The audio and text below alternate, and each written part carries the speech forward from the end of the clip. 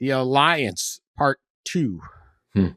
2.0 Alliance, 2-team alliance, Don't alliance. don't call it an alliance, Dan. Week. Oh no.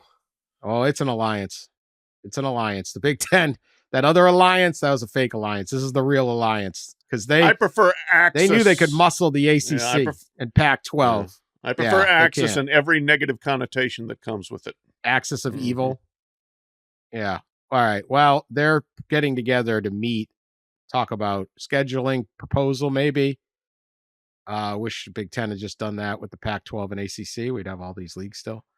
But we're having scheduling possibly. And then the big one is the playoff proposal. They're talking about getting as many as 4 automatic bids to each the SEC and Big Ten, which I find to be a unnecessary move. If you could, they're going to get 4 in some years anyway. Just freaking earn it. But of course, that's not how these people think.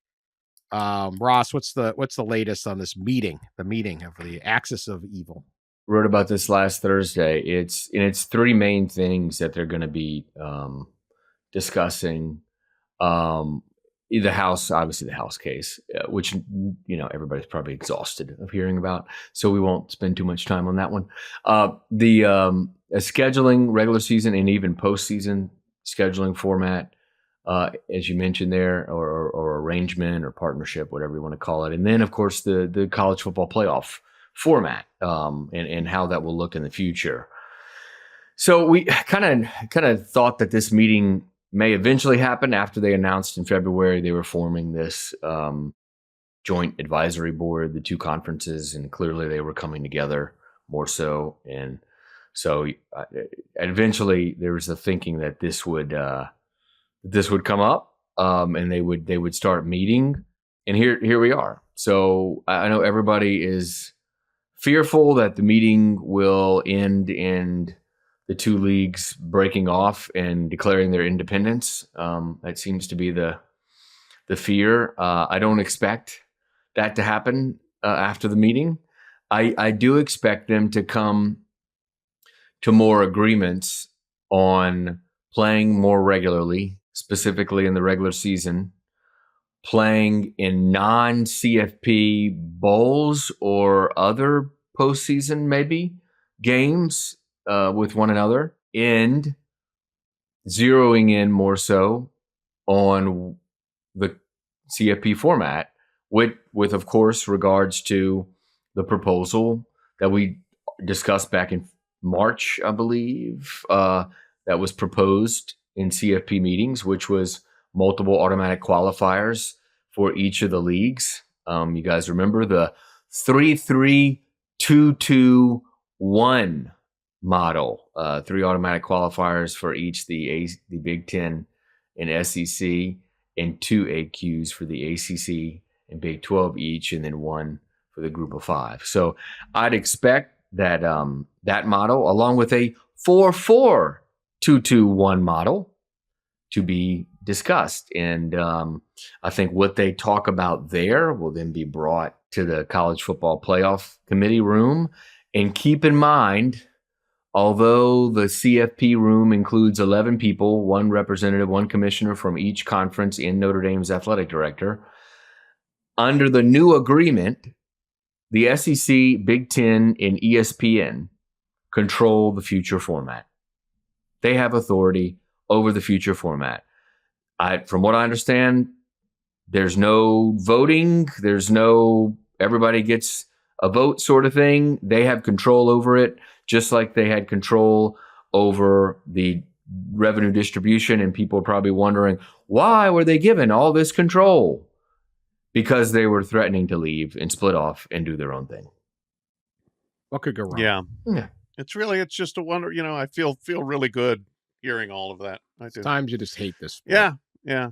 We're all in it together. Yeah. But Matthew Sluka didn't get his money.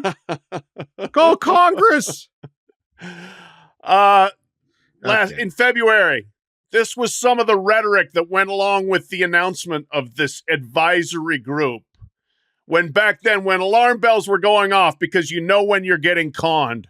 Okay. But no, look, listen, this is not what you think this is. This is really what we're doing.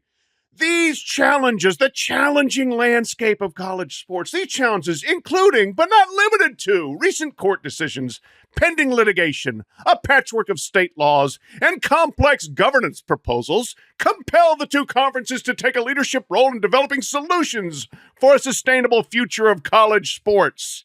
Here's what they see as the future of a sustainable college sports is them getting more and more and more of the power and more of the money and screw everybody else. That's what this was all about from the beginning. You cannot convince me otherwise. You can throw all your high-minded rhetoric out there, and they will certainly take some time to talk about the House settlement and maybe a few other issues, I'm sure, there too. But this is all about squeezing out everyone else as much as they can.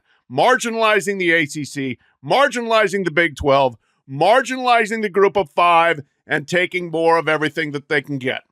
Obviously, look, the fact that they came to this agreement, as Ross delineated, is a response to a threat and a power move of like, wait, we're just leaving unless you give us control over the format. So on what sane sports structure would you give two conferences all of the power to decide the playoff? But that's what they did, and that's where we are. And guess what they're going to do? They're going to arrange it more to their liking, which comes down to number of automatic bids. Secondly, who decides? We can't trust the playoff committee anymore. We have to go to a stronger strength of schedule metric. And guess who that's going to favor? And guess why they're going to schedule each other more?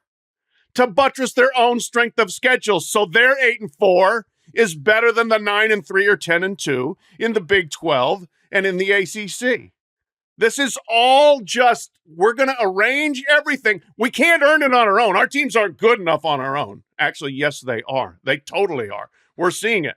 But this presumption basically of, well, we're just going to rig the game in our favor, even though they don't need to rig it. It is disgusting. Hell yeah, wow. Pat Forde. Hell there yeah. You go. Blowtorch out. Where's Charlie Baker on this? Yeah. Anybody? He's Somebody? Quick. He's Hello? quick.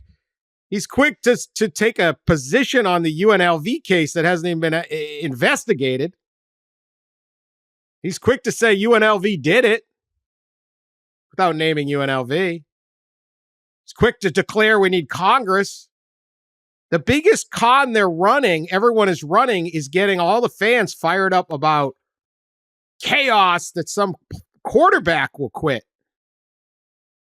Look over there. Oh my God, it's chaos. It's terrible. The wild, wild west. We have no control. Our poor coaches. They're tampering after the game. The handshake. Dude, if your player is so easy to get out of your program that a 4-second conversation after a game is it ain't on them. Look over there. We need congressional action. We need rules. We need this. Meanwhile, let's nuke all the conferences, rig the postseason, control all the money. Where's Joe Manchin and Ted Cruz and Cory Booker on this? No calls for that. This is what's going to already has most adversely affected college football, and what will continue to most adversely college football. Not the crap they're actually complaining about and declaring they need the federal government to solve. They don't need more money. They need to spend their money more wisely. If we ain't got any more rules, you can shut down your compliance department. Like, they had so many rules, they had to come up with 15, they had to hire 15 people to navigate the rules. There's so many things that are just this. You're going to get 4 teams in anyway. Just play it out, man. Yeah. You don't have to rig the rules in your favor. It's amazing. You don't need a 14-team playoff. You need 12 will be fine. Let's see how it works. All of your doomsaying, your cries, you're always wrong. They're always wrong, right? Oh my God, NIL, a couple teams will have all the power. No one will be able to compete. We just went through it. We don't know if anyone can go undefeated anymore in this thing.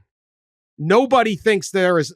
Am I right? There's less parity now than 5 years ago. Yeah, I mean, anyone believe that? We've talked about it before, right? NIL, maybe it grew the gap between like the P4 and the G5, but it definitely evened things the top 20 or 30 schools. You have more schools, I think, that can win a national championship now than you did just 5 years ago.